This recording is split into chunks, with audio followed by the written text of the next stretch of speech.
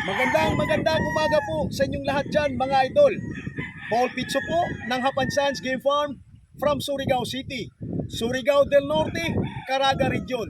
Yan po ang location po natin. Nag-vlog po tayo ngayon para i-update po natin ang late born edition po natin. Lalo-lalo na po, ma-update po ang nagpahulugan system po natin, yung nag-aabil po sa pahulugan system natin. Kasi, syempre naman, atat na po sila na makita po. Sabi ko sa kanila na wala pa akong mapipili para sa inyo. Kasi, baby stags pa po talaga yung late born edition natin. Ganito po, yung late born edition po natin, hindi ko akalain na maraming kumukuha sa atin ng pahulugan system. Lalo-lalo na po yung unang release po natin. Maraming salamat po talaga sa inyo sa nag-aabil. Wala po akong natatanggap na negative feedback galing sa kanila. Lahat po sila ay panay ng tawag nito na maayos po yung mga manok na ipinamahagi ko sa kanila. Yan po. So itong late born edition po mga idol ay konti lang ang pinagawa natin kasi hindi ko nga akalain na pumapatok yung pahulugan system po natin. Kasi itong late born edition po natin mga idol is pong pure material ang sariling gamit ko.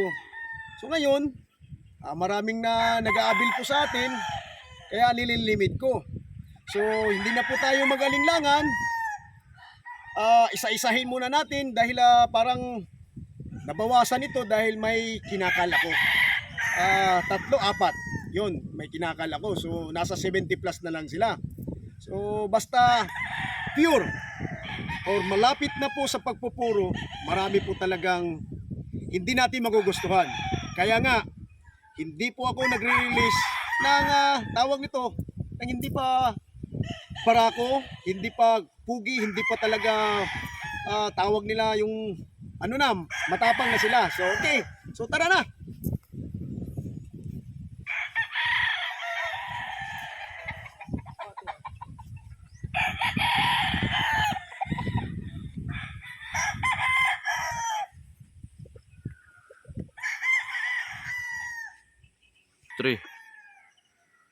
Ito po ay isang pang-material po natin.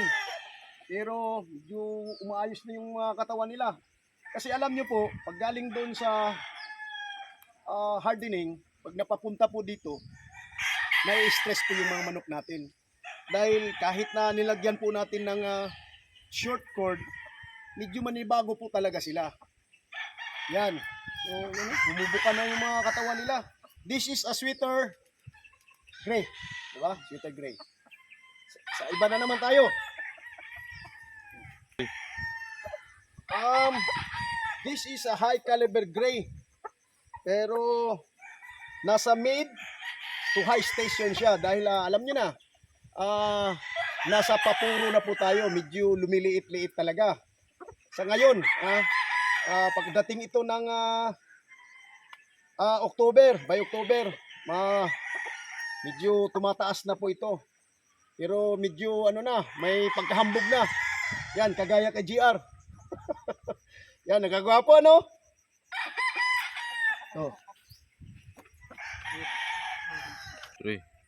Ito po mga idol. This is 3/4 jugod over 1/4 high caliber gray. Pang materialis po natin.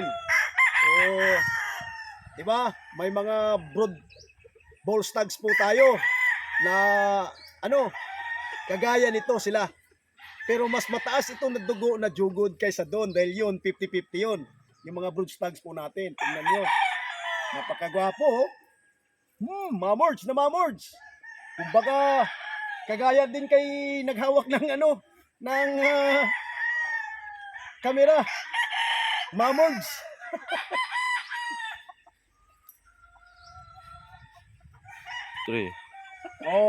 Ito po ang slim binoid scales po natin na nasa 7-8 na talaga. Okay? May konting UC line. Yung UC line, ibig sabihin yun yung kay Sir Edibo Congressman Plaza. Yan po, napaka-pugi. kahit mapugi, pag hindi super na gumaganon, hindi po natin i-release po sa inyo. Okay? Dahil merong pugi, pero alam niyo na, bulok na naman. Yan. Pero ito, hindi ko pa alam. Kasi hindi po tayo nagpapaano muna ngayon dahil nung first batch, mga ilang nasisira. Marami, nadadamage. So ngayon, hindi muna namin inaano dahil yung buto po nila medyo malambot pa. Sayang naman, di ba? Yan, no? Tingnan mo, Slim Benoit Kelso. Yan.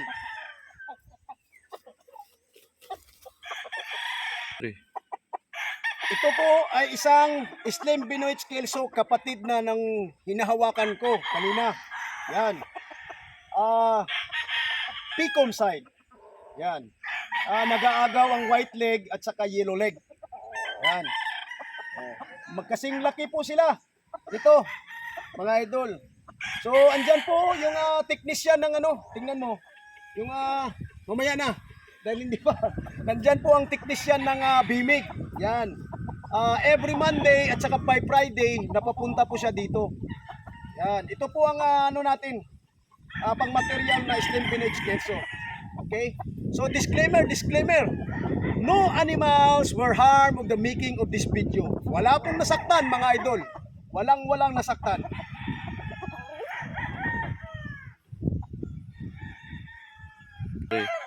Ito po ay isang sweater gray po natin na Pecom side. Yan, sweater gray.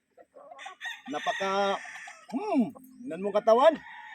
Yan, sweater gray. Yan. So, ito po ay pang material. Yan po, mga idol.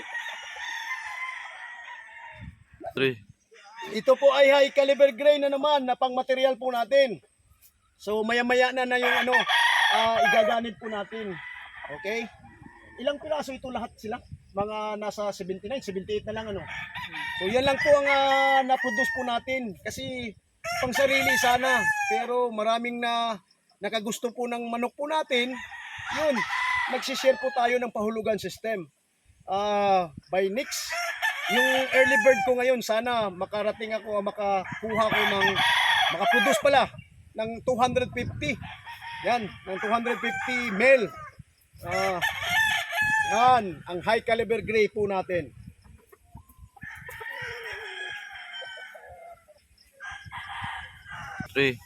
Ito po ay isang sweater gray din na street comb side.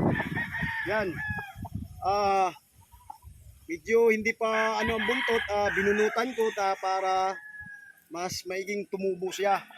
Yan no. Sweater gray, mga idol. Yan. Pero hindi pa natin alam kung anong fighting style niya dahil same breed. Yung mga brood stags po natin, may lumalabas na street comb ngayon. Pero tingnan natin kung anong ano nila. Okay? So disclaimer disclaimer. No animals were harmed of the making of this video, mga idol. Diba, JR? O yan. O ito, mga idol, isang Bobby Fairchild Gray. Yan. Napaka pang material din ha. Basta may mga zip tie or leg band na papalatandaan, ito ay pang material. Yan. Okay. Oops. Disclaimer disclaimer. No animals were harmed of the making of this video. Lipat tayo sa iba. Ay, mga idol, ito na naman ang tawag nito, jugod na mataas na dugo kaysa ano, 3/4 na jugod, 1/4 na high caliber gray pang material po natin. Diba? Ito po, alam nyo na, yung mga older brother niya ay talagang multiple. Yung sabi nila, multiple W. Wag natin dahil stricto po talaga si YouTube at saka si Meta. Grabe sila kay stricto sa mga regarding sa mga ano, ganito. So ito ay pang material din. Ayan. Ito po ay isang brother ng huling hinahawakan ko, ang Pecom side, high caliber gray. Yan. Ang katawan, bilog na ng katawan nila. Pero saka na po natin i-ano sila, alam nyo na yung ibig sabihin ko. Maghintay-hintay lang po tayo yung nag-aabil. Sir, nandito na po. Sana may bigyan nyo ng pasensya.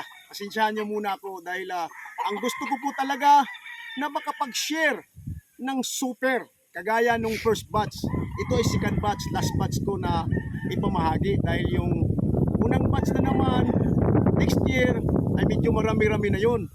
So nandito po yung tingnan mo, pakita mo yung technician sa BIMIG, si Kenin Yutina. Yan, nakahawak ng Norobit na ano. Ano ba yan? Bigay yan sa akin o ano? Pabayaran mo? Bigay. Oy, bigay pala. Maraming salamat talaga BIMIG sa walang sawang pagsuporta sa Hap and Sons Game Farm. Yan mga idol, pang material. Ito mga idol ay isang 3/4 Golden Boy, 1/4 Gilmore, pang material po natin. Parang ilang lang ito sila, dalawa lang talaga na produce ko. Dahil single meeting kasi ito eh. Yan. So, tingnan nyo, ang pugi. May ano lang ako sa Golden Boy ko po na ano. Iba klase ang Golden Boy ko dito na napapunta ko galing kay Sir John Job Ubico. Kahit puro or process, matagal po sila nagbabarako. Nasa 6 months plus or 7 months po sila, saka pa sila nagbabarako. Pero pag ano na sila, nako, ayos na ayos po mga idol. Ito po ay isang pang-material natin na jugod din. For information to everybody, ang jugod po natin is nasa mid to high station lang.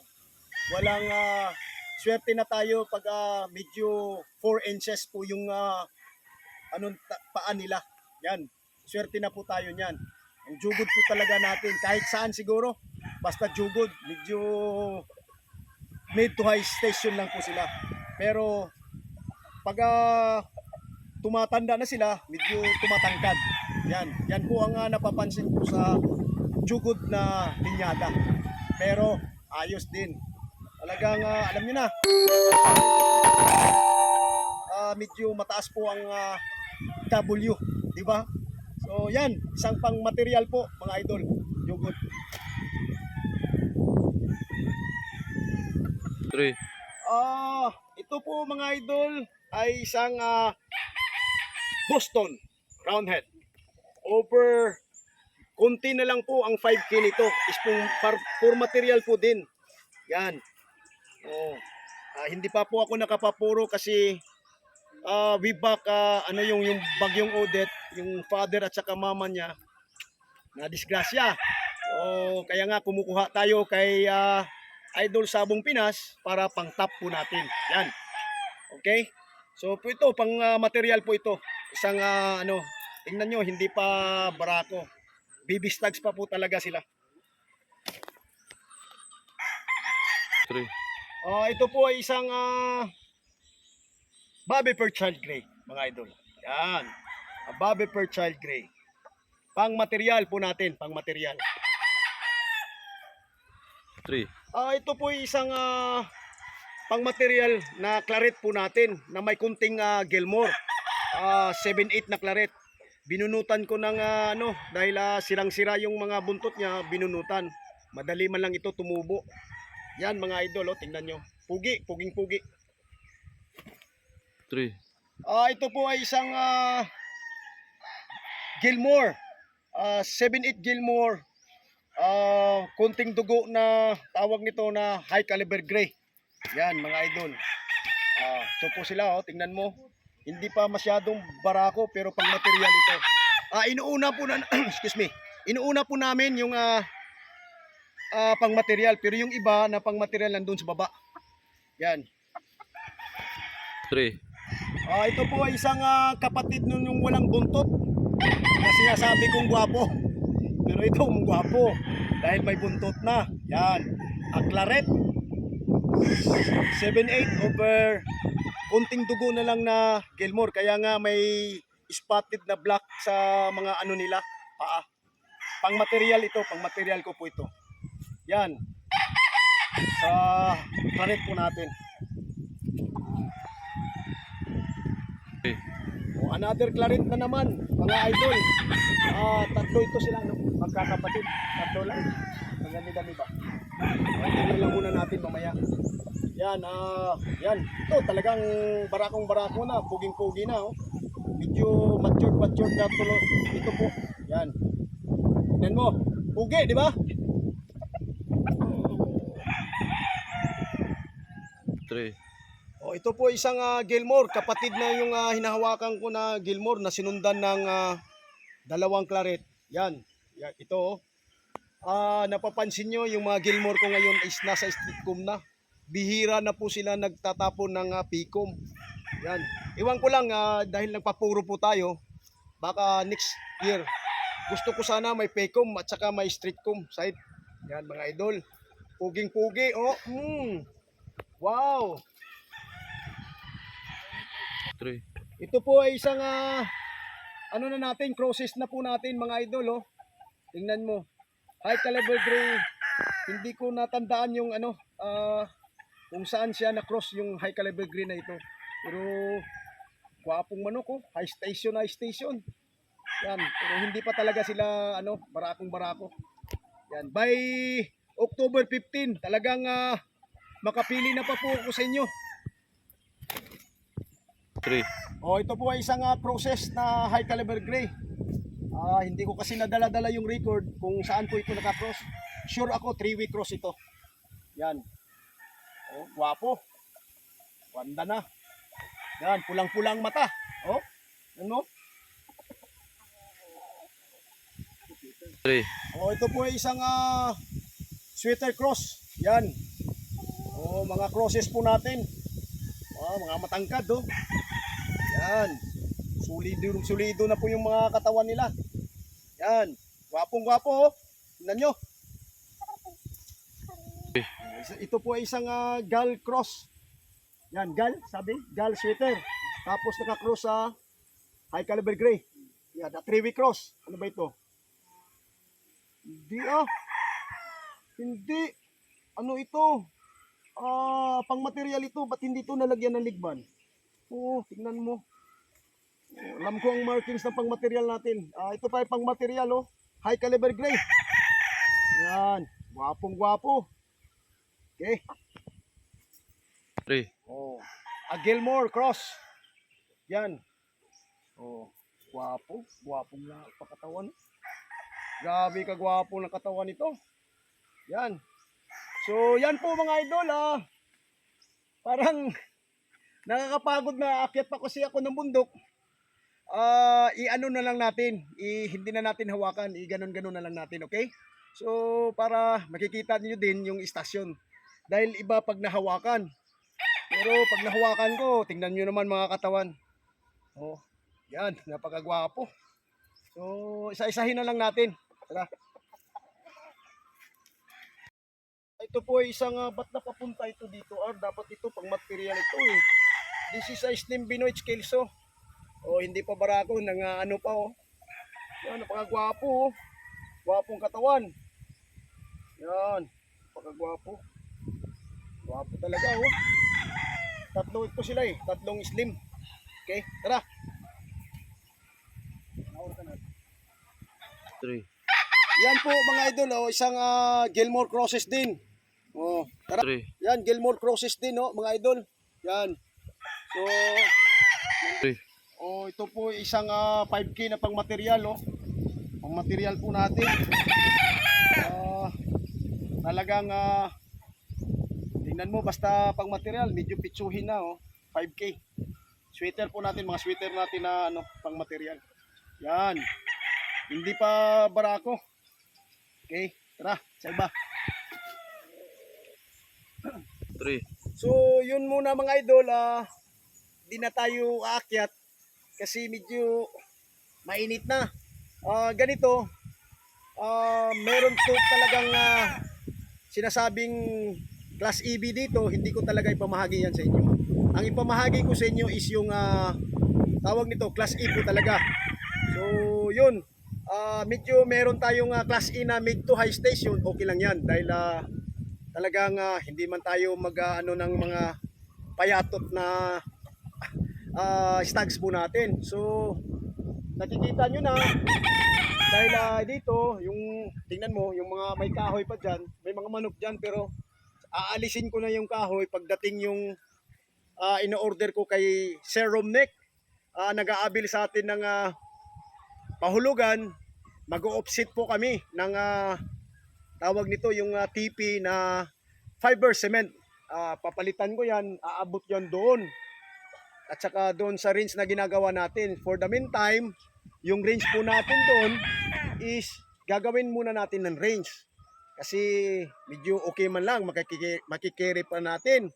Pag talagang marami po talagang nagsusuporta po sa atin, please naman, suportahan nyo si Hapan Sons.